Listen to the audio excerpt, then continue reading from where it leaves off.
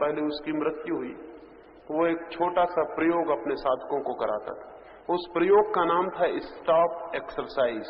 एक छोटा सा प्रयोग वो अपने साधकों से कहता था, रुक जाओ।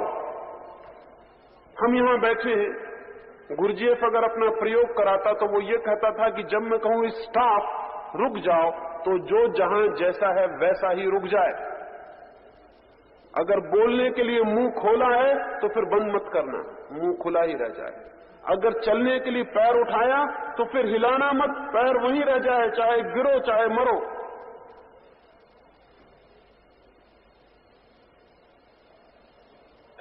क्यों? ये क्या पागलपन की एक्सरसाइज है? इससे क्या मतलब है? लेकिन जिन लोगों ने उसके साथ ये प्रयोग किया वो दूसरे आदमी हो गए और उन्होंने कहा, हम हैरान हो गए, इतना छोटा सा प्रयोग कितनी क्रांति करवा सकता। क्योंकि बहुत बल चाहिए इस बात में। आप अपने को धोखा देने की कोशिश करेंगे कि कोई देख तो रहा नहीं, पैर इतना ऊंचा बहुत तकलीफ दे रहा, थोड़ा नीचे करके रख लो। और अगर नीचे करके रख लिया तो किसी और का नुकसान नहीं किया।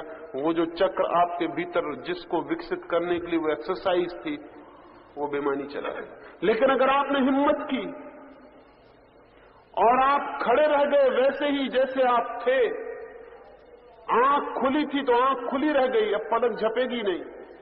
हाथ ऊपर उठा था तो ऊपर रह गया, मुंह खुला था तो मुंह खुला रह गया, एक पैर ऊपर उठा था एक पैर ऊपर उठा रह गया, कमर झुकी थी तो झुकी रह गई। बहुत तकलीफ हो गई लेकिन अब हिलना भी नहीं है। और इस प्रक्रिया में जो खड़ा रह जाएगा वो अपने को आज्ञा दे रहा है, वो अपने संकल्प को बल दे रहा है। एक बार वो तिफलिस में ठहरा हुआ था गुरुजीएफ, रूस के एक छोटे गांव में, अपने 30 मित्रों को लेकर उनको साधना के लिए ले गया था।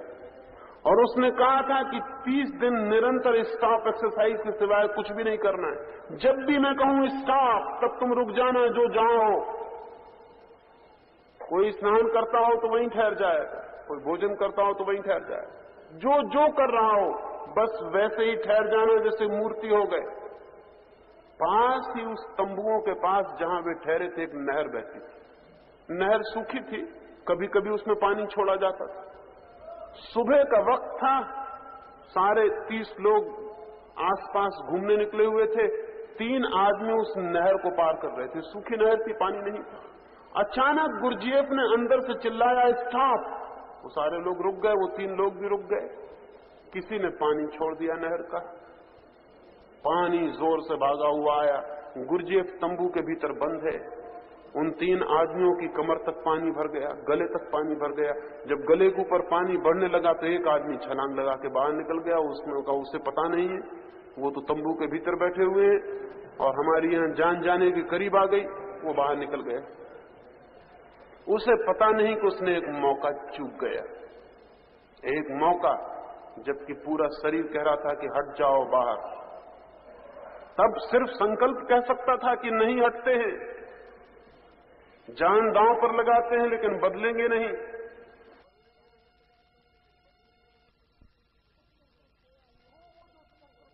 तो वो जो चक्र सोया हुआ है सक्रिय हो जाता है, एक शॉक, एक धक्का, और वो चल पड़ता। लेकिन वो चूक गया, वो बाहर कूद गया। अक्सर लोग कूद जाएंगे, आप भी होते तो कूद गए होते, उसने कुछ गलती नहीं की थी। 2 व्यक्ति रह गए, फिर इसके बाद मुंह तक पानी आ गया, और जब नाक तक पानी आया तो दूसरे ने भी सोचा कि अब खतरा है, वो भी छलांग लगा के बाहर हो गए। लेकिन तीसरा आदमी खड़ा रहा। खतरा उसको भी दिखाई पड़ा, अंधा नहीं था, जान जाने की नौबत दिखाई पड़ी, मौत सामने आ गई, पानी सिर के ऊपर से निकल गया।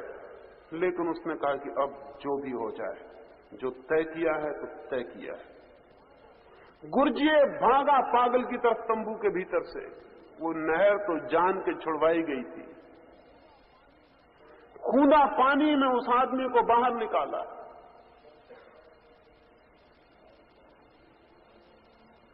वो आदमी दूसरा आदमी हो गए। तो गुरुजीएफ ने कहा कि एक मौका मिला था, 2 साथी तेरे चूक गए।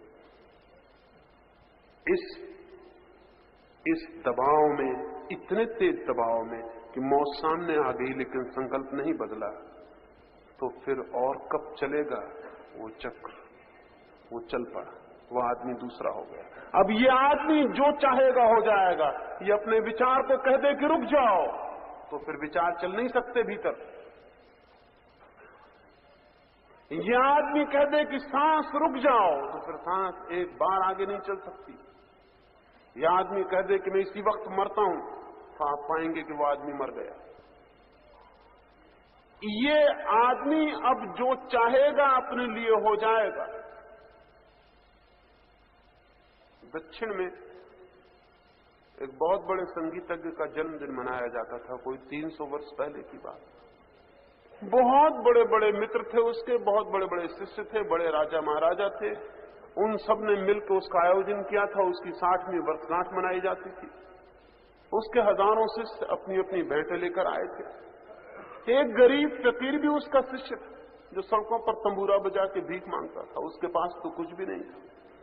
आधी रात बीत गई, सारी भेंटें देकर लोग जा चुके, तब वो भिखारी द्वार पर आया और उसने द्वारपालों से कहा, मुझे भीतर जाने दें, अपने गुरु को मैं भी कुछ भेंट देना चाहता हूं। लेकिन उसके हाथ खाली थे, कपड़े फटे थे। उस द्वारपाल ने कहा, तुम्हारे पास कुछ दिखाई नहीं पड़ता? उसने कहा, मैं तो हूं। द्वारपाल ने कहा, कोई पागल है, जाने दो, चले जाओ, ठीक है। वो भीतर गया। सारे लोग विदा होने के करीब हैं। सारा भवन भेंट की चीजों से सजा है, करोड़ों रुपए की भेंट आई है। तब उस भिखारी ने जाके गुरु के चरणों में सिर रखा और उसने कहा कि मैं भी एक भेंट लाया हूं, क्या आप स्वीकार करेंगे? गुरु ने भी देखा, उसके हाथ खाली हैं और कुछ भी नहीं। उसने कहा, लेकिन भेंट कोई दिखाई नहीं पड़ती। उसने कहा, मैं जो हूं। वो हाथ जोड़ के खड़ा हुआ। उसने कहा कि परमात्मा, मेरे पास तो देने को कुछ नहीं, मेरी उम्र मेरे गुरु को मिल जाए। उसने ये कहा और उसकी सांस खत्म हो गई। वो वहीं मरा हुआ गिर पड़ा। ये आदमी में क्या रहा होगा? किसने कहा कि मेरी उम्र? कितनी बार आपने नहीं कहा है लोगों से कि मेरी उम्र आपको मिल जाए? वो नहीं मिलेगी। आप भी जानते हैं, दूसरा भी जानता है। लेकिन आज्ञा चक्र उपलब्ध हो जाए तो कभी भूल के ऐसी बात मत कहना किसी से। लोग कहते हैं कि संत पुरुष किसी के संबंध में कोई बुरी बात नहीं कहते। उसका कोई कारण ये नहीं है कि संत पुरुष बुरी बात नहीं कह सकते। बुरी बात कह सकते हैं, लेकिन कहना खतरनाक साबित हो सकता है। उतने संकल्प से निकली बात सार्थक हो सकती है। उतने संकल्प से दिया गया विचार बहुत सजीव हो जाता है। उसमें एक ऊर्जा और एक शक्ति मिल जाती है। हम कहते हैं लोगों से कि मन शांत नहीं होता, बहुत बैठते हैं, बहुत ये करते हैं, मन तो अशांत रहता है, चंचल रहता है। रहेगा, क्योंकि आपको पता ही नहीं कि इसको कहा जा सकता है रुक जाओ और इसे रुकना पड़े। लेकिन रुक जाओ में कोई बल तो चाहिए। जीसस के बाबत मैंने सुना है, जीसस और उनके दो मित्र एक झील पर एक नाव में सवार, जोर का तूफान आ गया और जीसस सो रहे हैं एक कोने में। उनके मित्रों ने आके हिलाते हैं कि नाव डूबने के करीब है, खतरा है, उठिए, और आप सो रहे हैं। जीसस कहते हैं कि मैं तो अभी थोड़ा सो लूं, रात भर का थका हूं, खतरा है तो तुम जूझो। लेकिन नाव डूबने के करीब होने लगी। अब डूबी, अब डूबी। वो मित्र फिर आए, उन्हें बड़ा क्रोध भी आया कि हम मर रहे हैं, डूब रहे हैं और यह आदमी सो रहा है। जाके जीसस को उठाया। जीसस ने कहा, जाओ और झील को कह दो कि शांत हो जाओ। उन्होंने कहा, पागल हो गए, झील किसी की मानती? जीसस ने कहा, अगर तुम्हारे भीतर की झील तुम्हारी मानती हो तो बाहर की झील भी मान सकती है। लेकिन अपने भीतर की झील पर ही कोई भरोसा नहीं, कोई विश्वास नहीं, तो बाहर की झील से क्या कहेंगे? कहानी बड़ी मधुर है। जीसस झील के पास गए और कहा कि चुप हो जा, शांत हो जा।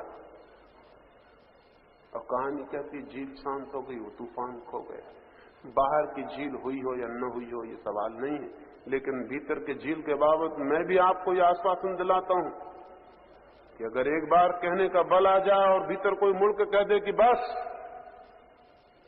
तो भीतर सन्नाटा छा जाता है जिससे कोई तूफान नहीं, कभी था ही नहीं। लेकिन हम रोते धोते चिल्लाते हैं बहुत, सामायिक करते हैं, प्रार्थना करते हैं, नमोकार पढ़ते हैं, न मालूम क्या क्या करते हैं, कुछ होता नहीं, होगा भी नहीं।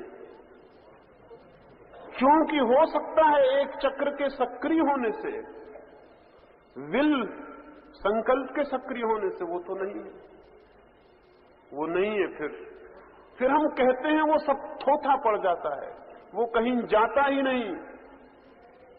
जो भी हम चाहते हैं वो सिवाय इस चक्र के और कहीं से भीतर प्रवेश नहीं कर सकता है। इसलिए ध्यान में उस चक्र पर जोर से नजर रखनी। और ये बड़े रहस्य की बात है कि जितनी गहरी उस पर नजर हो उतनी ही शीघ्रता से वो सक्रिय हो जाता है। चक्रों को सक्रिय करने का उपाय उन पर अटेंशन, उन पर ध्यान देना है। जिस चक्र पर ध्यान जाएगा वही चक्र सक्रिय हो जाएगा। इसका आपको शायद पता भी नहीं होगा कि अगर आप अपनी नाड़ी पर हाथ रख के गिनती करें तो जितनी गिनती निकलेगी, फिर दोबारा नाड़ी पर पूरा ध्यान दे के गिनती करें और आप पाएंगे कि नाड़ी की गति बढ़ गई। सिर्फ ध्यान देने से गति बढ़ जाएगी। ध्यान नाड़ी पर दिया और गति बढ़ी। आप श्वास पर बैठ के 5 मिनट ध्यान दें और आप पाएंगे कि श्वास गहरी हो गई।